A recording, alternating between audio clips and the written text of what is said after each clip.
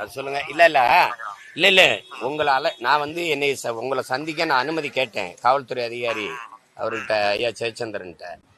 அவர் கைது செய்யப்பட்டு வச்சிருக்கிறவங்கள நீங்க சந்திக்க முடியாது, அது சட்டப்படி அது அந்த மாதிரி அணுகுமுறை இல்லைன்றாரு.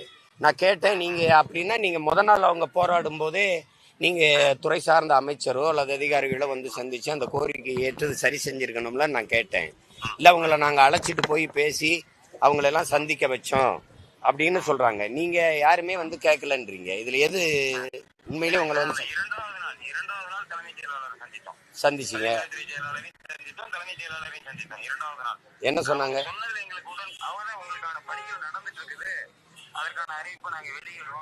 எப்போ?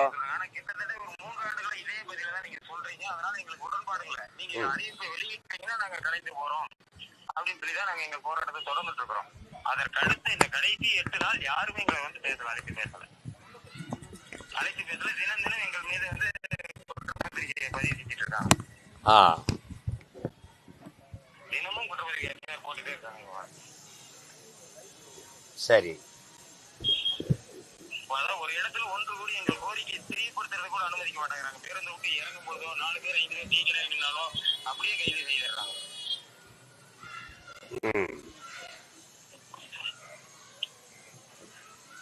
சரி, முதல்வர் நாங்க தேர்தல் அறிக்கையில சொன்னதை 99% நிறைவேற்றிட்டாங்கிறாங்க.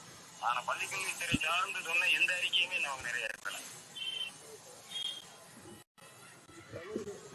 சரி, நீங்க நம்பிக்கையோட இருங்க. நான் உங்களுக்காக இருக்கிறேன், உங்க கூடவே இருக்கிறேன். நம்பிக்கையோட இருங்க. எல்லாருக்கும் சொல்லுங்க. நீங்க வெளியில விடும்போது நான் மறுபடியும் சந்திக்கிறேன்.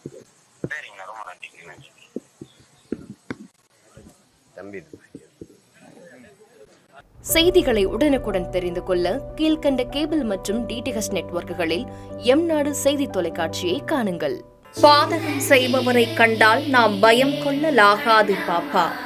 மோதி மிதித்துவிடு பாப்பா, அவர் முகத்தில் உமிழ்ந்து விடு பாப்பா. அண்மை செய்திகளை உடனுக்குடன் தெரிந்து கொள்ள இணைந்திருங்கள் எம்நாடு தொலைக்காட்சியுடன்.